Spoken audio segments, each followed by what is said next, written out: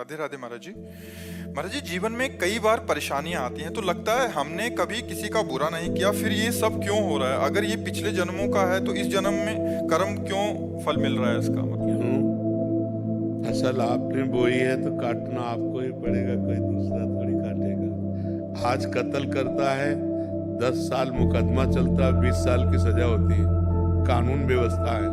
ऐसे ही हमारी भागवतिक कानून व्यवस्था है। भीष्म जी सरसैया पे पड़े हुए हैं और भगवान से कहते हैं कि मैं 70 जन्म तक देख रहा हूँ अपनी दिव्य दृष्टि से, मैंने ऐसा कोई पाप नहीं किया जो मुझे ये दंड मिले कि 6 महीना बाणों की सैया पर। तो भगवान ने कहा 100 के ऊपर चलो। एक बार आप राजा थे और एक सांप को उठा करके बबूल के पेड़ में बड़े बड़े कांटों में ऐसे डाल दिया और वो 6 दिन तक तड़प तड़प करके मरा। उसी का परिणाम आपको 6 महीने बाणों की सैया में। तो एक बार किसी एक आदमी का कत्ल किया तो उसको 50,000 जुर्माना या 1 लाख जुर्माना और आजीवन सजा, क्या दंड मिलते हैं? नहीं मिलते। तो हमारे तो न जाने कितने पाप हैं। अब कौन ऐसा शरीरधारी है जो झूठ नहीं बोल रहा? कौन ऐसा शरीरधारी जिससे पाप नहीं हो रहा? ये तो बात कह देना कि हमसे तो कोई गलती ही नहीं हुई, हमसे तो कोई पाप ही नहीं हुआ, ये बिल्कुल हम अविवेकपूर्ण मानते हैं। नहीं, ऐसा नहीं है। हम सबसे गलतियां होती हैं और उसी भगवान के दरबार में अन्याय नहीं है, क्योंकि वहां किसी की गवाही की जरूरत नहीं है। वो सर्वव्यापी परमात्मा आपके हृदय में ही बैठा हुआ है।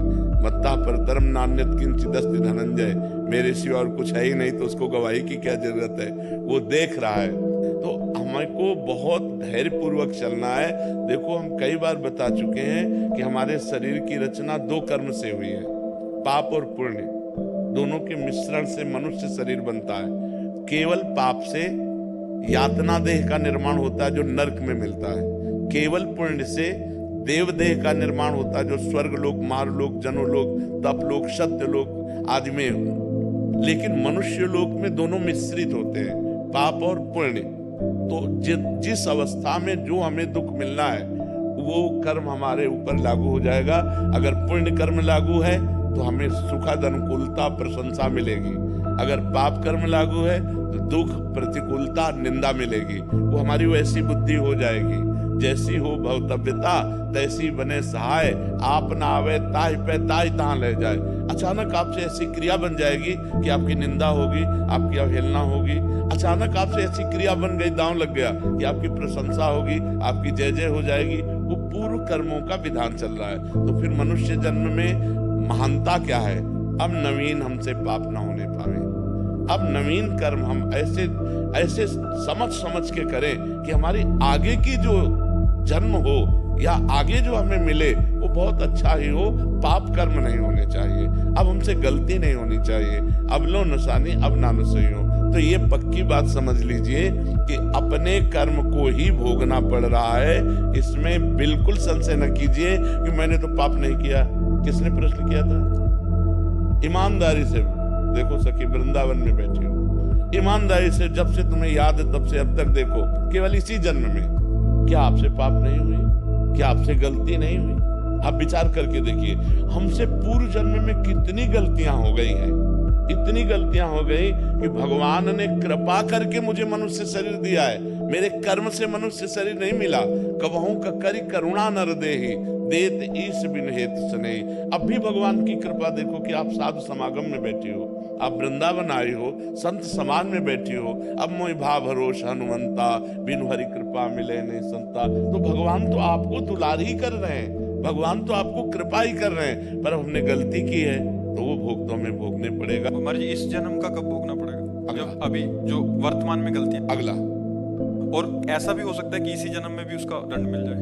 भयानक अपराध, भयानक अपराध, जैसे आप संत द्रोह कर दो, संत निंदा कर दो, किसी संत को मार पीट दो, फिर आपको भयंकर, आपको कष्ट। साधु अवज्ञा तुरंत भवानी, भक्तन निंदा अति बुरी भूल करे, जिनको के सुकृत बहुजन्म के छिन्न दायक को। तुरंत अकाल मृत्यु का विधान बन जाएगा, तुरंत अकाल मृत्यु का विधान बन जाएगा, तुरंत भयंकर कष्ट देने वाला योग लग जाएगा। और ये भागवतिक विधान है, भागवतिक विधान है। 2 मिनट में किसी को मार दिया, इसके बाद आजीवन कारागार, और उसको ऊपर से बोले 1 लाख रुपया जुर्माना। तो ये जो हम भोगने आते हैं मृत्यु लोक में, जुर्माना भोगने आते हैं। मूल सजा तो नरक में मिलती है, ये जुर्माना यहाँ होता है, उसको भोगना होता है। तो जो हमें भोगने को मिला उसे मिल, आगे हम कोई पाप कर्म नहीं करेंगे, आगे हम अच्छा भजन करेंगे तो हमें अच्छा मिलेगा। जी लोग कहते हैं नरक तो किसने देखा है? अब कह दो कि किसने देखा, जब चोरी करोगे और जब तुम्हारे डंडा चलेंगे और जब जेल जाओगे तो अपने आप जान जाओगे कि जेल किसे कहते हैं। बोले किसने देखा है जेल? तो तस्मात् शास्त्रम प्रमाणन्ते कार्याकार्यो व्यवस्थितो। शास्त्र जो कह रहे हैं वो सत्य है, वो असत्य नहीं है। अब हमें बहुत छोटे हैं, कूप मंडूक हैं, जैसे कुआं का मेढक है ना, एक समुद्र का मेढक गया तो कुआं के मेढक ने कहा कहां से आए? बोले समुद्र से। बोले तुम्हारा समुद्र कितना बड़ा है? इधर से इधर उछला कुआं का मेढक। बोले इतना बड़ा है? बोले नहीं। बोले इतना बड़ा है? बोले नहीं। बोले जिंदगी भर तू उछलता रहे तो भी तू समुद्र की था नहीं पा सकता। अनंत ब्रह्मांडों के रचयिता भगवान ने रचा है, स्वर्ग नरक पाप पुण्य उसका फल दोनों रचे और आपको छूट दे दी है। आप पाप कमा लो या पुण्य कमा लो। तो मनमानी आचरण करने में कोई तो मानता नहीं, और जब परिणाम आता है तब भगवान को कोसता है। तो ये विधान भगवान का बनाया हुआ आपके कर्म के अनुसार है। आपने जो कर्म किया उसके अनुसार विधान बनाया हुआ है। कौन काहू के सुख दुख कर दाता, निज कृत कर्म भोग सुन भ्राता। इसीलिए जो धर्मात्मा पुरुष होते हैं, शास्त्र को जानने वाले होते हैं, एक भी कदम गलत नहीं रखते। भाई मैं नहीं पाप कर्म नहीं करूंगा, तो मुझे मार डालो पाप कर्म नहीं करूंगा, चाहे जितना कष्ट दो मैं अधर्म नहीं करूं। क्योंकि जानते हैं कि अधर्म जो है ब्याज के ऊपर ब्याज लग करके ऐसा फलीभूत होगा कि हमारे पुरखा पानी पा जाएंगे भोगते भोगते। तो ये भगवान का गलती थोड़ी है कि यार एक को तो इतनी सुख सुविधा दे दी, एक को इतनी दुख दुविधा दे दी। नहीं, दोनों के कर्म है। उसने कर्म किया उस जगह पहुंच गया, उसने कर्म किया इस जगह पहुंच गया। एक बार राजस्व यज्ञ में एक चीटा एक दाना लेकर के चावल का, और एक टांग टूटी हुई थी, 3 टांगों से बड़ी मेहनत से चल रहा था। अर्जुन जी ने देखा, भगवान से कहा सर्वलोक महेश्वर श्री कृष्ण, क्या इस पर कभी कृपा नहीं होगी? ये बेचारा चीटा एक चावल के दाने को बड़ी मेहनत से ले जा रहा है। तो भगवान ने कहा तुम्हें पता नहीं, मुझे पता है, ये 14 बार इंद्र बन चुका है। राजसूय यज्ञ का वो चीटा जो एक दाना चावल बड़ी मेहनत से ले जा रहा था, वो 14 बार इंद्र बन चुका है। महाराज नहुष इंद्र के पद में थे और व्यभिचार प्रवृत्ति से इंद्राणी के साथ भाव गलत किया तो तुरंत जो है अजगर की योनि में आ गए। कर्म तुरंत देखो ना, बड़े बड़े अधिकारी को सस्पेंड कर दिया जाता है।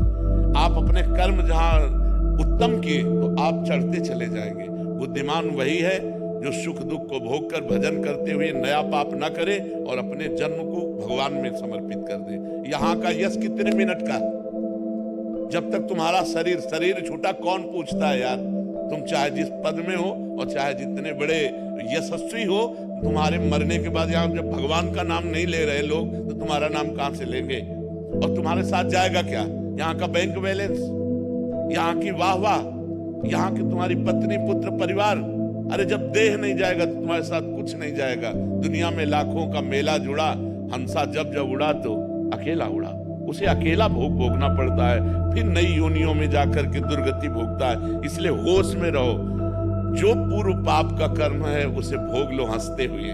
आगे कोई पाप मत करो, नाम जप करो और अच्छे आचरण करते हुए विजय को प्राप्त हो। परमात्मा ने तुम्हें खेती दे दी और बीज दे दिया, अब बोते क्या हो ये तुम्हें देखना है। खेती दे दी भारत भूमि में मनुष्य शरीर, बीज दे दिया तुम्हारी बुद्धि। पाप कर्म बोते हो या पुण्य कर्म बोते हो? अब बम्बुल बोओगे, दाग छुआरा खाना चाहोगे तो बेवकूफी होगी। गन्ना बोओगे तो गन्ना मिलेगा, बम्बुल बोओगे तो बम्बुल मिलेगा। अवश्य में भोक्तव्यम कृतम कर्म शुभाशुभम। यहाँ मनमानी आचरण करते हैं, इसके बाद भगवान को दोष देते हैं। नहीं भाई, बहुत संभल करके करो, फिर देखो आपको आनंद आता है कि नहीं।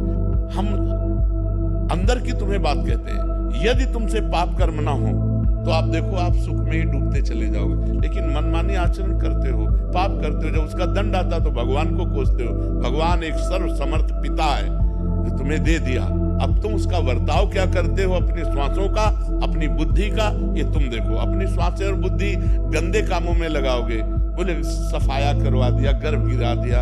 अरे इतनी हमारे वैज्ञानिकों ने व्यवस्थाएं रखी है कि आप वहां तक पहुंचो ही मत। जब गर्भ आ गया है तो उसको नष्ट करो ही मत। वो भगवान का जीव अंश है। अब आप उसकी हत्या करोगे, उसका दंड मिलेगा कि नहीं मिलेगा? और जब दंड मिलेगा बोले हमने तो कोई पाप किया नहीं। पराये पुरुष से व्यभिचार करोगे, हमने कोई पाप नहीं किया। पराई स्त्री से व्यभिचार करोगे, हमने कोई, हमारा शास्त्र कह रहा है ये व्यभिचार है, ये पाप है। जिस स्त्री को स्वीकार करे आजीवन उसी पर ही अपने जीवन को निर्धारित रखे, किसी दूसरी स्त्री से सहवास न करे। एक स्त्री जिस पति को स्वीकार करे उसे भगवान मान करके आजीवन निर्वाह करे। ये हमारे भारत की पद्धति। हमने कभी डिवोर्स नहीं सुना पीछे, ये अभी चला है, ये जो गर्लफ्रेंड बॉयफ्रेंड इन्हीं के बाद ये चला है। नहीं, हमने कभी डिवोर्स नहीं सुना। हम अपने बचपन में कभी ये नहीं सुना कि उनकी पत्नी ने उनको डिवोर्स दे दिया या उनके पति ने, कभी नहीं। आजीवन संबंध निर्वाह करना ये हमारे भारत की पद्धति है। भारत है, विदेश नहीं है कि आज इसके संग कल उसके संग, ये नहीं।